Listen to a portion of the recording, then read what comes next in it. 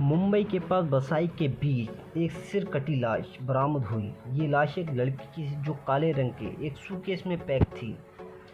Police लाश को बरामद कर पोस्टमार्टम के लिए भिजवाने के साथ साथ उसके सिर को ढूंढने की कोशिश कर रही थी। लाश की पहचान पता करना भी बहुत मुश्किल था, लेकिन ये कोशिश करते करते करीब साल भर गुजर जाता है, मगर पुलिस को कोई भी सुराग हाथ नहीं लगता है। लेकिन तभी एक रोज़ अचानक एक शख्स लड़की को ढूंढता हुआ पुलिस के पास पहुंचा और उस सिरकटी लाश का खौफनाक राज खुला तो सबके होश उड़ गए।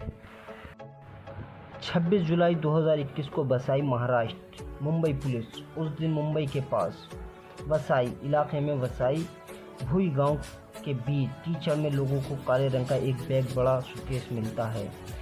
खबर पुलिस तक पहुंचती है और पुलिस फौरन मौके वारदात पर पहुंचती है। मामला पहली नज़र में बेहद संदिग्ध लगता है, क्योंकि ये सुनसान बीच पर किसी सूटकेस का पड़ा होना कोई खतरे से खाली नहीं है। जैसे आकांक्षा थी कि सूटकेस से लाश बरामद होती है, एक लड़की की सिरकटी लाश। क्योंकि पहली नज़र में ये साफ हो गया था कि ये मामला कत्ल का है, बसाई पुलिस फौरन आईपीसी की धारा 302 के तहत कत्ल का केस दर्ज कर मामले की छानबीन शुरू कर देती है।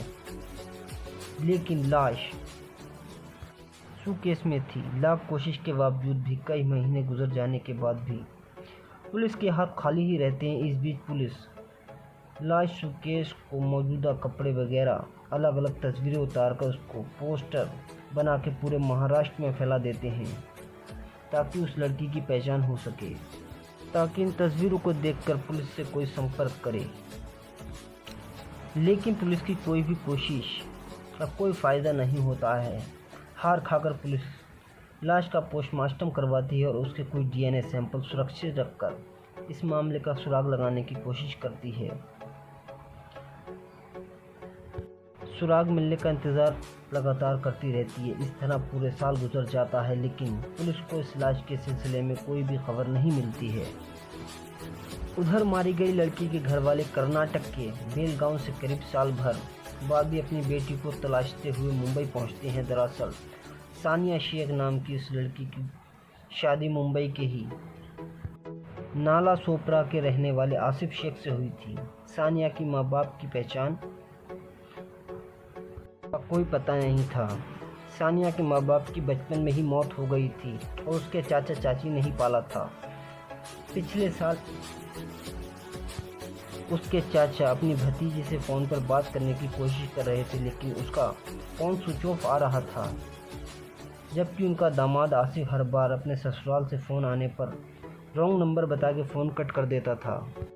मुंबई आने के बाद जब सानिया के घर वाले जब नाला पोसरा में सानिया के ससुराल गए तो ये जानकर हैरान रह गए कि आसिफ और उसका परिवार अब यहाँ नहीं रहता है। हालांकि इसके बाद काफ़ी मशक्क़त करके सानिया के चाचा जावेद शेख अपने दामाद आसिफ की मां से बात करने में कामयाब हो गए।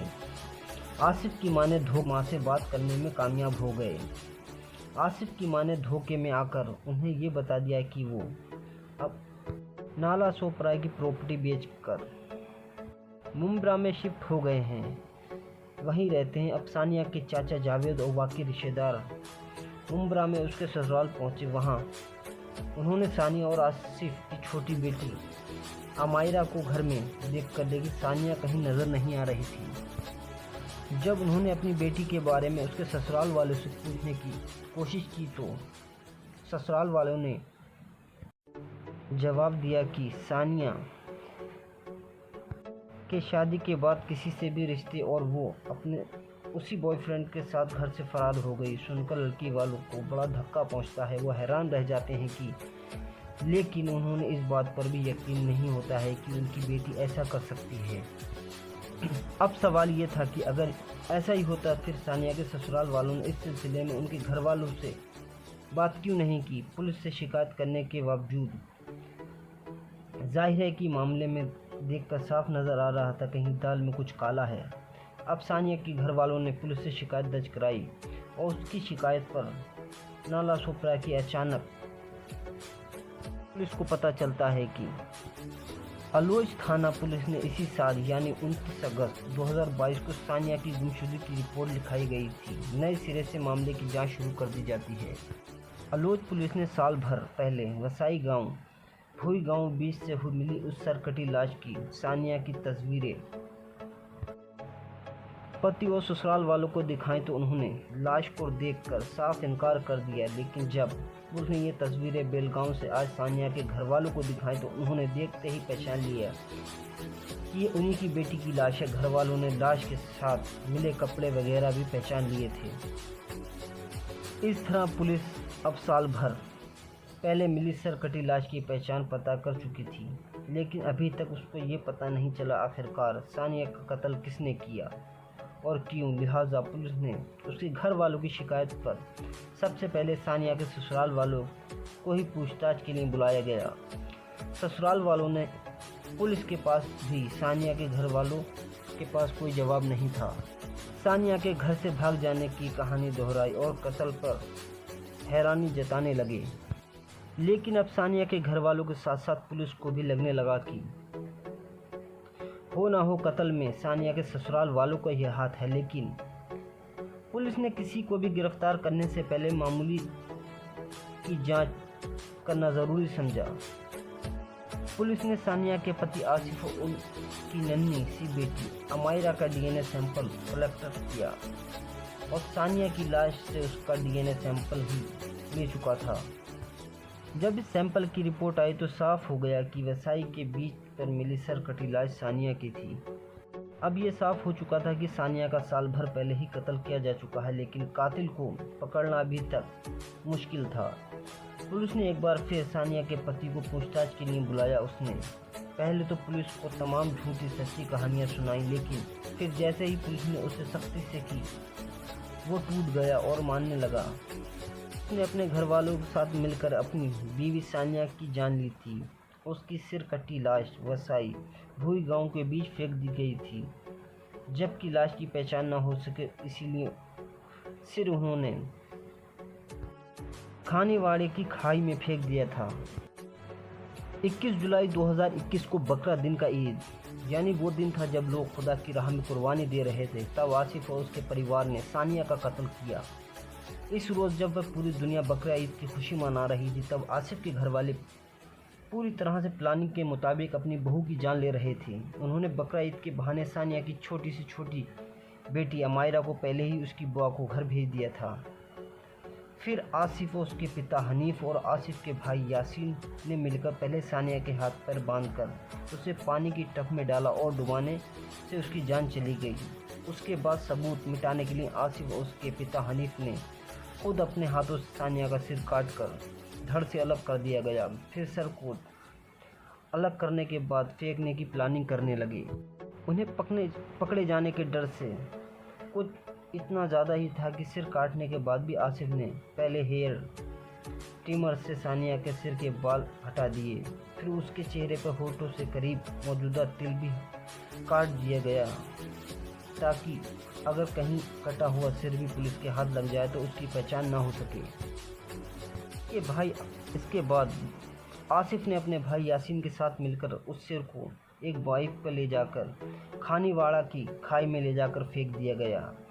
धड़ को निपटाने के लिए आसिफ ने अपने कैब ड्राइवर बहनोई यूसुफ को घर बुलाया और फिर धड़ को बड़े से सुकेश में पैक करके वसाई भुई गांव में बीच लाकर फेंक दिया।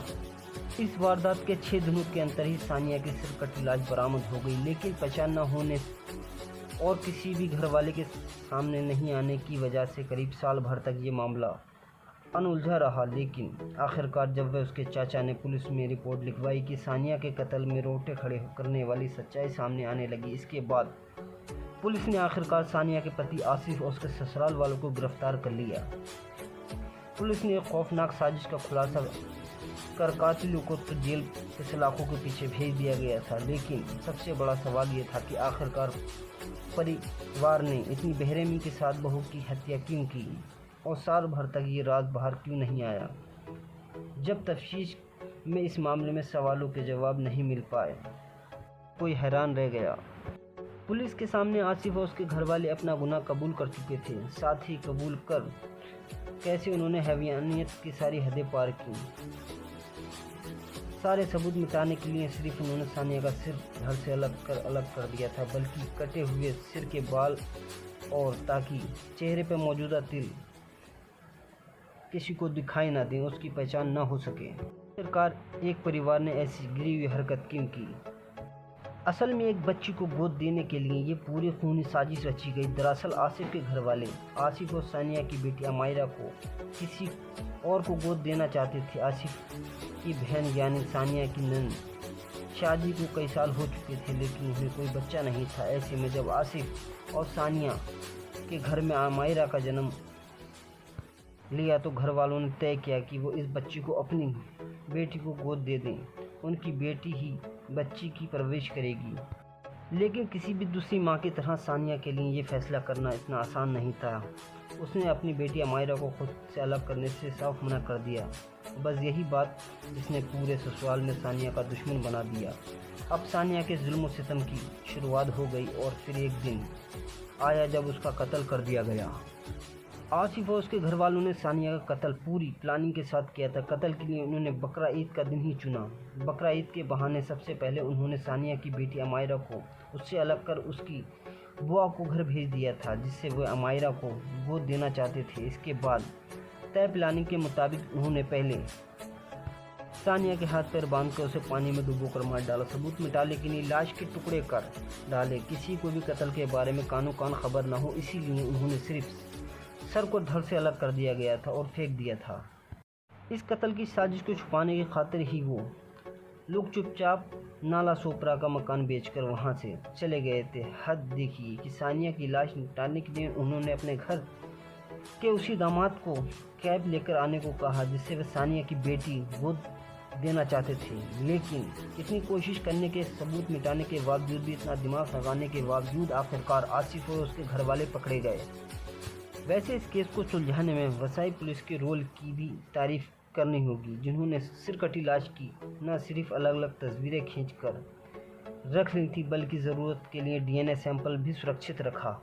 आखिरकार ये चीज़ें कत्ल के खुलासे की वजह बन गई। असली कानून के शिकंजे में फंस गए। ऐसे ही वीडियो के लिए हमारे चैनल को सब्सक्राइब करें, वीडियो को लाइक करें। Thanks for watching.